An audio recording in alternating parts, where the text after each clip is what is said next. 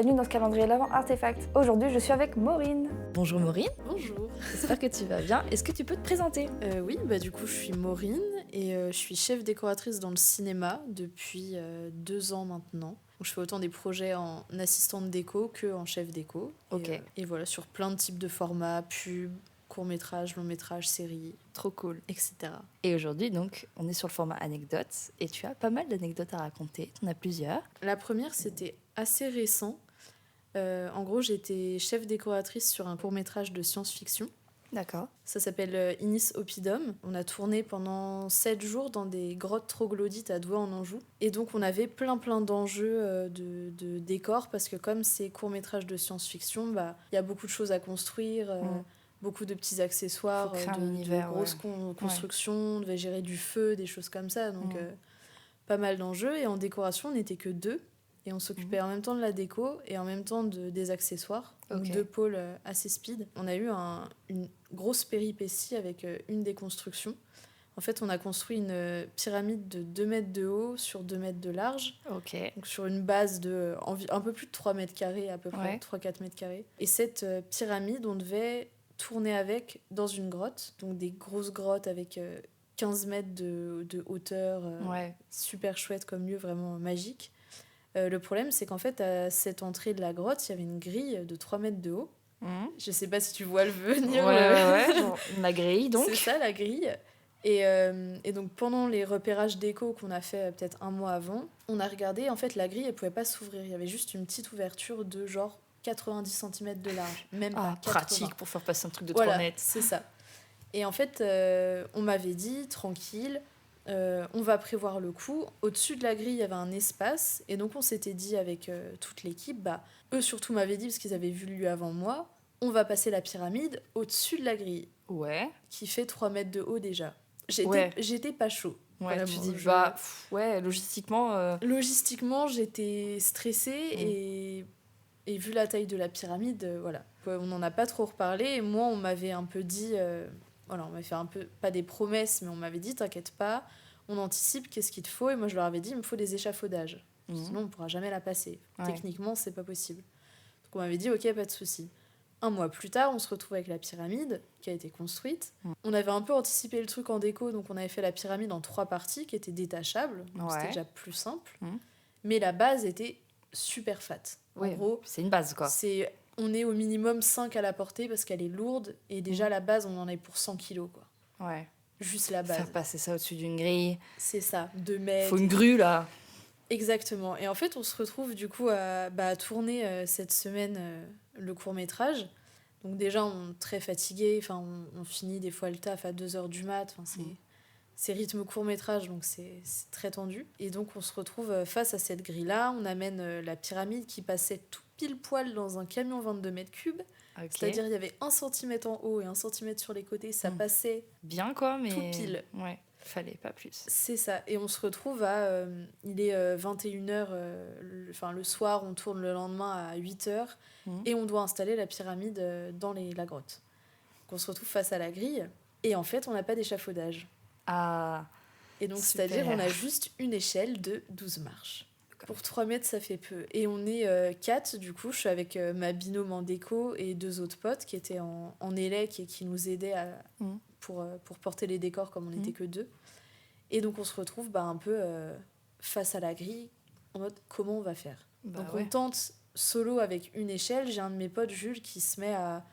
Il s'est dit, on va faire passer le petit capuchon du haut de la pyramide. C'est le moins lourd, le plus petit. Si par déjà, simple, lui, on galère et on n'arrive pas à le faire passer, le reste, c'est mort, quoi. Donc on fait passer ce petit capuchon-là et c'est un enfer absolu. Enfin, j'ai cru que mon pote allait tomber par terre. C'est à faire l'équilibriste sur une échelle et on est en bas à l'attendre, les bras tendus, mais il y a 3 mètres de haut, c'est hyper compliqué. C'est hyper dangereux. Très dangereux, il n'y a rien qui va. Enfin, c'est un court-métrage, on n'est pas là pour mourir non plus. Non. Et donc je me retrouve à appeler les 2 réals qui sont encore en train de tourner les scènes d'avant dans une autre grotte plus loin parce que du coup en déco, nous, on fait tout un peu en décalé. Et nous, on était en train d'installer pour le lendemain et je leur dis, voilà, il n'y a pas d'échafaudage, c'est impossible. Donc pareil, on voit toutes les possibilités, enfin vraiment on se fait un brainstorming avec les 3 autres personnes qui étaient avec moi, on regarde, la grille elle est plantée dans le sol, genre Ouais. au moins 2 mètres dans le sol. C'est une grille de sécurité pour pas qu'il y ait de gens qui aillent dans En la gros- grotte. En gros, c'est une grotte privée, normalement. Et donc, oui, c'est juste une grille de sécurité pour qu'il n'y ait pas d'individus qui rentrent. Parce que c'est Ouais. privé, en fait. Donc, c'est Oui, mais une vous aviez le droit propriété. d'y aller. Mais Et c'est nous, juste que c'est ça. on vous a dit oui, mais démerdez-vous pour accéder à la grotte, quoi. En gros, c'est ça. On a eu l'autorisation du proprio, on avait les clés de la grille, mais la grille, elle s'ouvrait que sur 80 cm de large. Donc, Ouais, donc c'est pas... Non. et pareil, c'est une grille, elle est boulonnée dans de la roche depuis Ouais, donc des c'est fait années. pour durer. C'est fait pour durer. C'est pas une petite grille avec une scie qu'on Ouais. va... Voilà. Et donc, on se retrouve vraiment à voir qu'on n'a aucune solution. On a une échelle et ça tourne le lendemain, quoi. En gros, on a la nuit pour trouver une solution et pour installer le tout. Donc, après que qu'ils aient fini de tourner toutes les scènes de l'autre côté, on se retrouve avec les réals un peu qui arrivent en urgence, le dire de prod, les gens de la prod, de la régie qui viennent un peu voir pour la pyramide. Ouais. De base, ils devaient nous filer un coup de main en pensant que ça allait le faire et en fait, on se retrouve juste à 15 devant la grille en mode Qu'est-ce qu'on fait? ça ne passe pas. Ouais. Et donc moi, un peu énervée forcément. Je l'avais dit. Exactement. Dis voilà, j'avais anticipé le truc. Je vous ai dit il y a 1 mois il me faut des échafaudages. Nous n'avons rien. Je leur ai dit c'est soit on trouve une solution pendant la nuit et il y a quelqu'un demain qui... Demain on a des échafaudages ou des échelles, j'en sais rien. On trouve une solution et on tourne. Soit les parties les plus importantes du court-métrage, on les a pas, quoi. Ouais. Et c'était l'équivalent de 1 jour et demi de tournage presque. Enfin, impossible. Vraiment Fallait impossible. la voir, Il fallait qu'elle passe. On Ouais. n'avait pas construit ça pour rien, quoi. Ouais, il fallait faire passer la pyramide. Exactement. Et c'était pas possible de la construire vraiment en kit.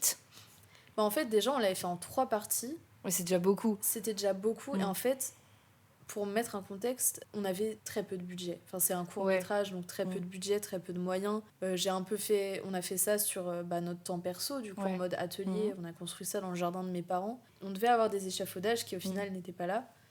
Et donc, on se retrouve à brainstormer tous ensemble. Donc là, les idées, elles fusent. Tout le monde se dit, mais si on fait comme ça, ça va passer comme ça. Exactement. Bref, moi, j'avais déjà tout évalué, tout regardé avec ma pote. Et on était là, non, ça ne passera pas. Écoutez-nous. Des échafaudages. Il nous faut ça. Et donc, je finis par un peu péter un câble et leur mettre un coup de pression en mode... Je leur ai fait une liste du matos dont j'avais besoin. En disant, il me faut 6 échelles de 12 marches avant demain matin.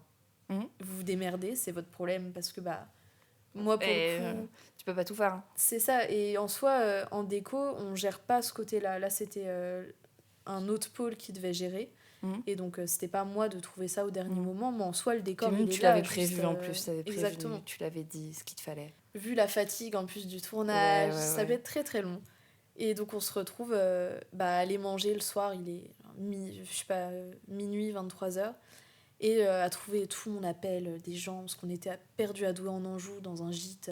Et donc on se retrouve à appeler des gens, n'importe qui, des tantes de tantes, des potes de cousins, de tantes, de j'en sais rien. On appelle toute la terre. Et en fin de compte, les réals ont beaucoup géré et ils avaient beaucoup de contacts. Et donc on a trouvé des échelles pendant la nuit, on va dire, et quelqu'un allait les chercher genre à 6h30 du mat, après 1 heure de voiture. Ouais, évidemment, parce que c'était pas tout proche. Sinon, voilà, c'est ça. Et donc, le lendemain, à genre 7-8 heures, on se retrouve à faire un plan d'action, tous devant la grille, avec nos 6 échelles.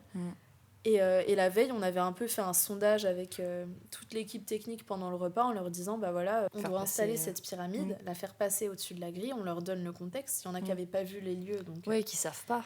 Et là, on a clairement dit, voilà, est-ce qu'il y a des volontaires? Levez la main, parce que là, on peut pas le faire à 2, quoi. C'est impossible. Ouais, il nous faut des bras. C'est ça. Et là, incroyable, toute la team, toute l'équipe technique, tout le monde lève la main. En mode, même s'il faut se lever à 6h, on s'en fout, on va vous aider. Tout le monde... Ça, c'est bien. Élan de solidarité incroyable. Franchement, c'était génial. Donc, le lendemain, on se retrouve avec genre 20 personnes devant la grille, quoi. Et maintenant, comment on fait? Ouais, voilà, genre, alors C'est ça. Et j'étais là en binôme avec une autre fille, du coup, Héloïse, qui était chef machinot. Et donc, elle qui s'occupait de l'aspect un peu sécurité technique, qui fait toutes les installs et tout, pour sécuriser les lieux, la caméra, les trucs comme ça. Et donc, toutes les deux, on avait fait un plan un peu la veille, avec aussi le chef élec Clovis, qui était en gros de faire... des systèmes avec faire des sortes d'étais parce qu'au-dessus de la grille il y avait une plaque que d'un côté de la grille, une sorte de grosse plaque en fer Il y avait genre la grille et une plaque en fer au-dessus pour éviter que quand les gens ils escaladent la grille, ils passent par-dessus la plaque et ils passent de l'autre côté. C'est vraiment pour faire une sorte de petit couvercle pour que les gens ne passent pas vraiment la grille. Ok.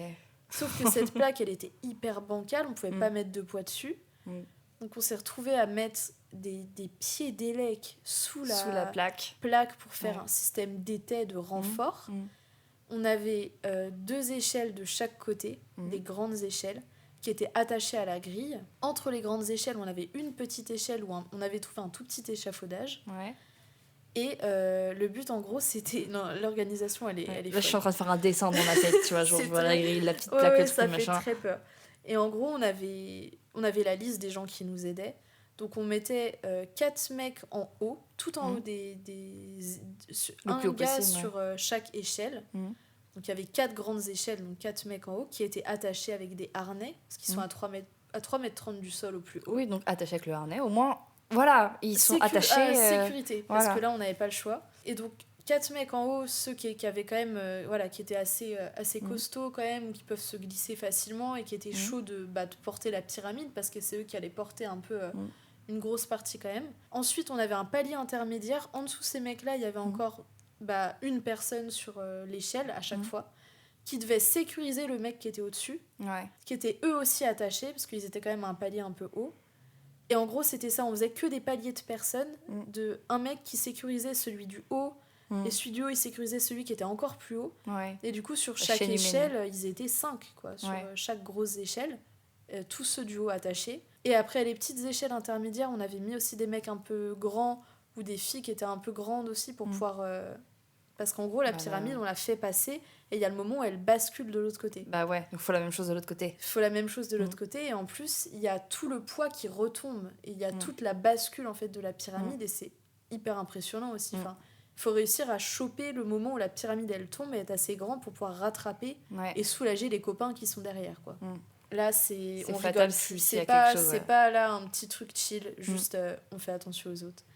Et du coup, on commence par la plus petite partie. Je crois qu'on a fait on a fait la partie du milieu, la moyenne, pour se dire, si elle passe pas, la grosse partie, elle passera jamais, quoi. C'était un peu le crash test. Et donc, on était toute une équipe en bas. Moi, j'étais toute en bas. Donc, on soulevait la pyramide. On la faisait passer. En gros, on la faisait reposer sur 2 piliers qu'on avait mis au milieu des 2 autres grandes échelles. Pour la faire glisser dessus. Ça faisait comme une sorte de ponton un peu. Ponton d'un côté et un autre de l'autre côté. Les autres copains sur l'échelle qui sont sur les côtés pour la faire glisser et la monter le plus haut possible. En fait, tu la pousses, Ouais, c'est ça.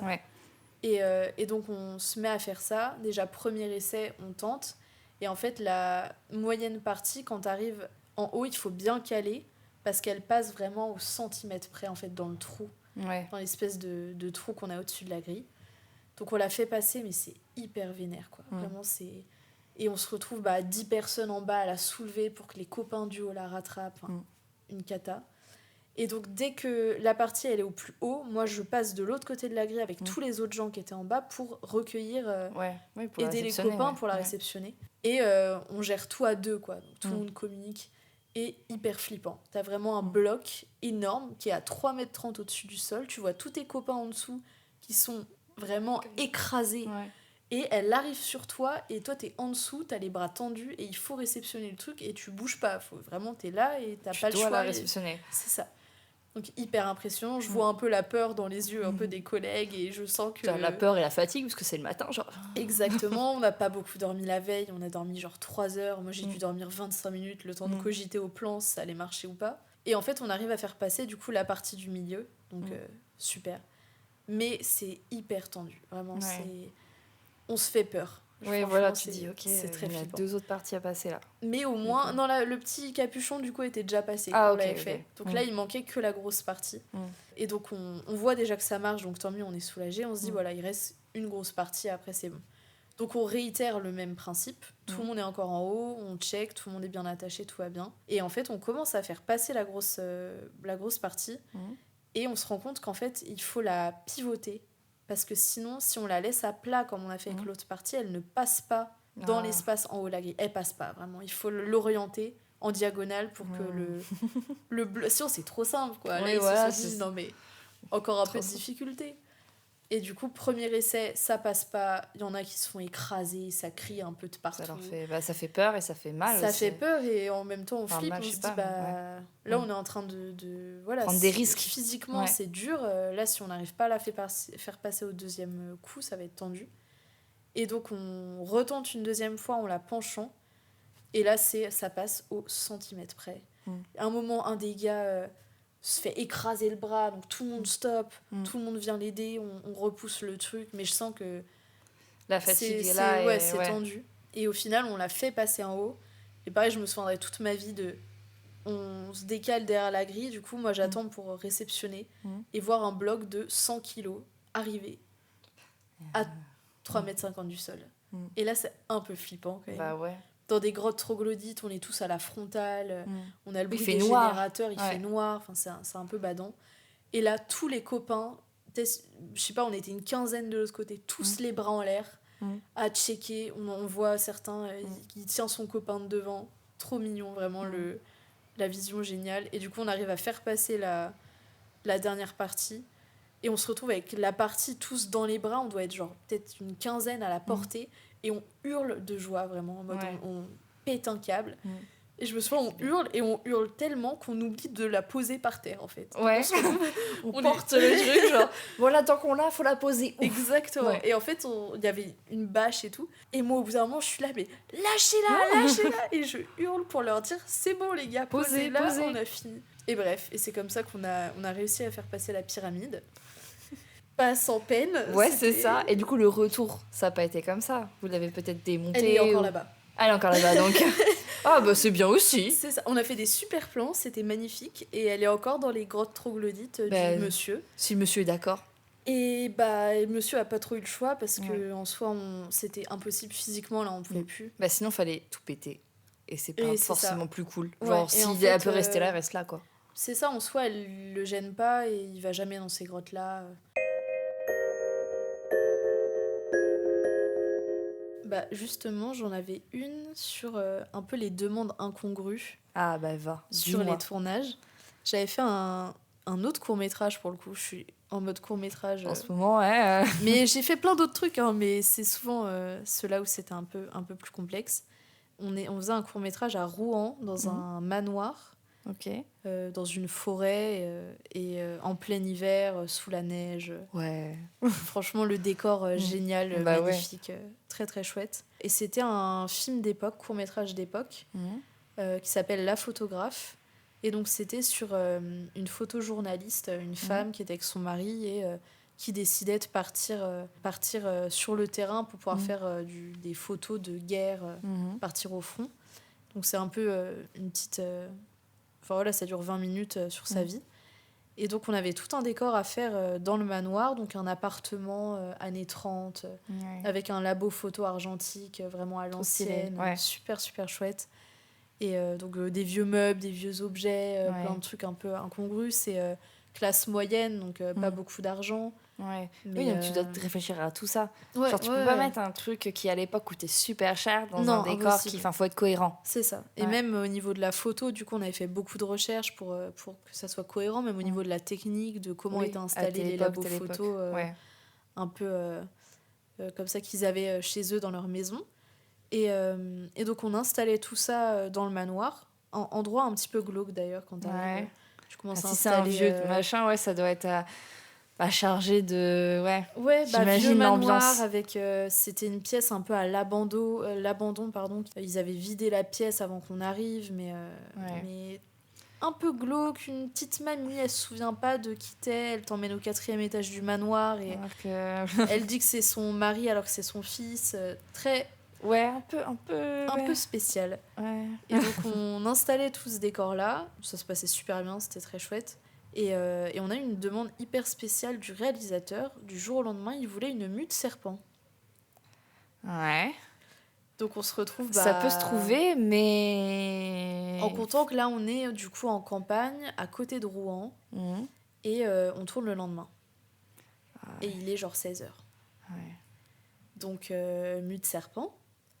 Donc on se retrouve à être tous en rush sur les ordis et trouver une mue de serpent, quoi. Déjà, va trouver une mue de serpent sur Internet. Mais du coup, moi, à cette époque-là, je commençais la déco, c'était mon deuxième projet. J'étais avec une chef déco qui... elle avait jamais eu une demande comme ça. On était à Rouen, on connaissait pas on n'était jamais venu à Rouen. Faut avoir beaucoup de contacts. Ouais, c'est ça. Et de mémoire. Ouais. Mais quand tu débutes en mode... oui, tu débutes ta carrière, t'as pas Tu un sais carnet pas, tu te dis d'adresses, pas comment ça, faut que je cherche une mue de serpent là pour demain. C'est ça, et en fait, t'as 6 heures, quoi, et on a un camion pour tout le monde, enfin, un court-métrage un peu tendu. Donc on se retrouve à, pareil, appeler les animaleries autour, regarder absolument tous les sites, même de dropshipping, absolument tout. On a tout regardé. Et on finit par trouver une mue de serpent sur eBay. Ouais. Qui allait être livrée normalement, qui pouvait être livrée à Paris. En gros, il fallait faire un aller-retour à Paris, enfin, un enfer. Donc on commande cette fameuse mue de serpent. Et qui devait être livrée le lendemain. Donc on s'organise avec un gars de la régie qui nous a dit je peux faire l'aller-retour. Parce que pareil, c'est beaucoup d'orgas avec tout le monde. Parce que le lendemain, on devait tourner. Il fallait que quelqu'un soit disponible pour faire un aller-retour. Nous, on ne pouvait pas parce qu'on avait trop de travail. Et donc le lendemain, la mue de serpent arrive à Paris. Qu'on avait payé une blinde d'ailleurs. Parce que forcément, c'est pas drôle sinon. Et donc le régisseur finit par aller chercher la mue de serpent à Paris. On revient et on avait tout installé, le décor, etc. Et il voulait la mue de serpent à un endroit précis.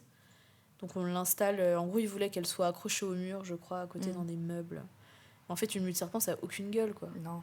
En soi, elle était relativement lisse, mais juste elle a vécu. Enfin, elle a fait sa petite, elle était son pas, petit trajet jusqu'à Paris. Bon, et pas toute fraîche, quoi. Oui, voilà, c'est ça. Et donc on l'installe dans le décor, on tourne.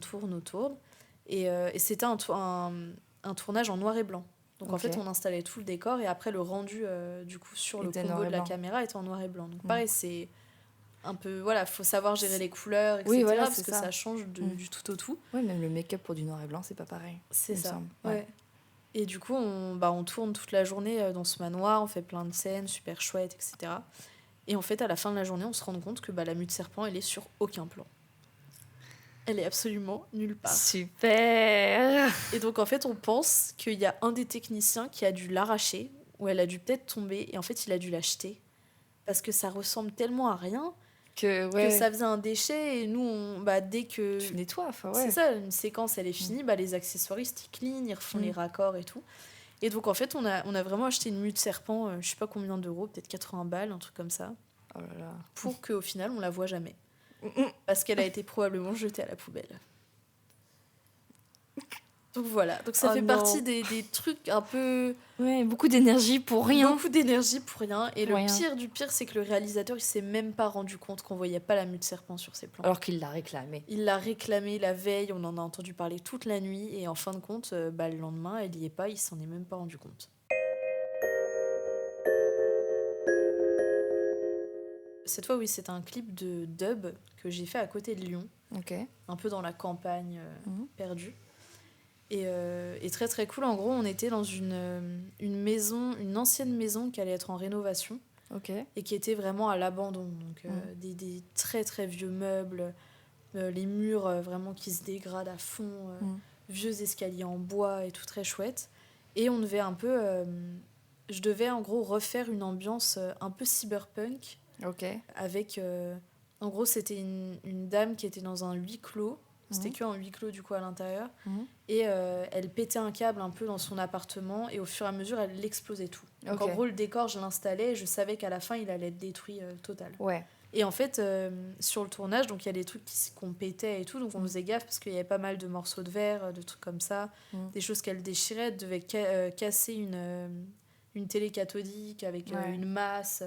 Ouais, donc faut faire attention quand même. C'est ça, faut faire attention. Et voilà, on jouait quand même avec des éléments où, au niveau sécurité, on faisait quand même en sorte d'être un peu vigilant. Et en fait, un soir, c'était le deuxième soir, je crois, de tournage. Il était 2h du mat, je pense.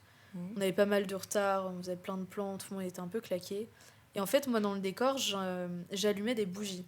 Donc des bougies, des trucs comme ça. On avait en même temps qu'ils installaient la light, à chaque raccord je rallumais les bougies.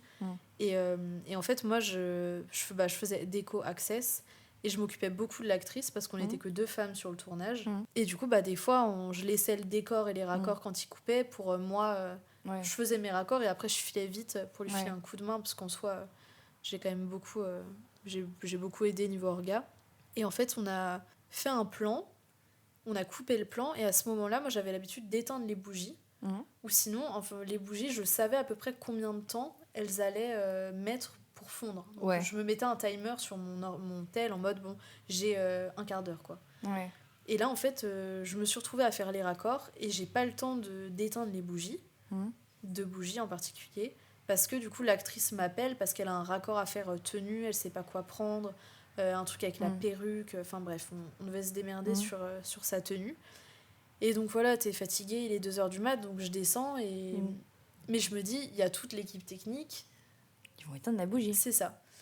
Et en fait, on se met à faire les raccords, après on se prend une petite pause et tout, et en fait, on se retrouve tous en bas, parce que ça, le décor était à l'étage, donc on était en bas dans l'espèce de cuisine de la maison abandonnée, à discuter, petite pause, parce qu'on a un peu claqué, il nous reste quand même pas mal de plans à faire. Et on discute, et d'un coup, il y a un des artistes, Woody, qui vient et nous dit, bah voilà les gars, bon, s'il y a un problème, j'ai quand même ramené un seau d'eau, et genre, il y a des bouteilles d'eau et tout, si jamais il y a un problème de feu, parce qu'en fait, il avait peur que en cassant la télé cathodique, il y ait une explosion. Parce qu'en gros, dans les télés cathodiques, il y a du gaz ou je ne sais quoi. Enfin bref, il y a tout Ça peut provoquer, ouais. Et en fait, en les pétant, des fois, si elles ont été utilisées récemment, il peut y avoir une petite explosion. Et lui, c'était sa peur ultime, c'est que la télé explose quand elle le pète à la masse, et qu'il y ait le feu. Et il s'imaginait, je pense, un truc un peu vénère. Au final, ça s'est pas passé, ça va. Donc il nous parle de ça, il nous dit, bah voilà, j'ai de l'eau et tout, j'ai ramené. Et au même moment où il nous dit ça, j'entends des crépitements. Je suis vraiment en bas, hein, assise, la porte elle est fermée. Là. Donc, et j'entends, je sais pas si c'est mon imagination ou si je les entends vraiment, mais j'entends des crépitements genre dans mon oreille gauche. Et là, d'un coup, réalisation, je me dis, oh putain, les bougies. Les bougies. Elles sont pas Et éteintes, je les deux monte petites bougies. En courant, et là, je vois une énorme flamme. Ah. Et en fait, les bougies, elles viennent de prendre feu. Ouais, elles ont été jusqu'en bas, et en du gros, coup, ça a elles ont été continué. jusqu'en bas, ouais. et là, c'était dans une sorte de... un peu de gobelet festival et tout. Et le gobelet en feu, vraiment boule de feu donc c'est un sur truc qui la prend table. bien, Ouais. À côté, il y avait un rideau, il y avait un canapé, il y avait l'enceinte. Tout pouvait prendre feu. Tout pouvait prendre, c'était des murs, ça prenait feu hyper rapidement, c'était super sec en plus à ce moment-là. Il y avait l'enceinte d'un des artistes où il m'avait dit surtout fais gaffe, elle vaut très cher, j'y tiens. Et je vois la boule de feu. Et moi, bah, j'ai rien en fait, j'ai pas d'eau. Donc je hurle et je crie au gars, il y a le feu, il me faut de l'eau. Et sauf qu'en fait, les mecs qui étaient en bas, ils ont cru que je faisais une blague. Oh, parce putain, que le gars qui venait d'en parler. C'est ça, il venait de me dire s'il y a le feu, il pensait que je faisais une grosse vanne. Et en fait, je rigolais pas du tout. Ouais. Donc je dis ça une première fois, personne ne bouge. J'entends rire. Et moi, je suis là, mais non, il y a le feu. Et il y en a un qui a eu la présence d'esprit qui m'a cru. Ouais. Et du coup, qui monte avec le seau d'eau. Et il voit la flamme. Du coup, c'était vraiment une boule de feu. J'ai l'impression que dans un film, c'était... En soi, c'était assez beau, mais c'était pas le moment. Il fallait l'éteindre tout de suite. Il fallait l'éteindre. Et du coup, je balance le seau d'eau en essayant d'éviter l'enceinte. Et j'éteins le feu comme ça. Moi, en transpi total, full panique. On m'a pas cru. Et du coup, mon pote qui était là, qui me regarde, putain... Heureusement que tu y as pensé, quoi, parce que les gars, ils n'y avaient pas du tout pensé. Tout cramait, sinon. Et personne n'avait entendu. Ouais. Et donc, il y avait... c'est con, parce qu'après, on avait des raccords. Heureusement que c'est un set où on n'avait pas à faire de raccords en soi très compliqué, qu'il allait être détruit. Donc, ça marchait bien, parce que de toute manière, elle allait tout péter après. Donc, s'il y avait un endroit un peu mouillé avec du feu, on n'a jamais vu dans le clip qu'il y avait ça. Voilà. Mais ça aurait pu très, très mal tourner. Bah oui, tout aurait pu brûler. C'est ça. Super. Voilà. C'était au premier étage, tu fais... Ça sent un peu le mouillé. Enfin, le mouillé, le feu. Je pense que je m'en souviendrai toute ma vie du bruit des crépitements dans mon oreille. J'ai entendu crépiter. Peut-être que c'est... Tu l'as peut-être pas forcément entendu, mais genre, ton conscient s'en est pas souvenu, mais par contre, ton subconscient, il a fait « Hé, tu te souviens les petites bougies, là ? Les bougies !» Ouais. Souviens-toi, elles sont toujours allumées, les bougies. Elles brûlent bien. Elles brûlent, les bougies. Donc c'était très tendu. Au final, tout s'est bien passé. On a passé un très bon week-end. C'était super chouette. Bah écoute, merci beaucoup. De rien, pas de souci. On se retrouve demain pour un prochain épisode. Et n'oublie pas de t'abonner.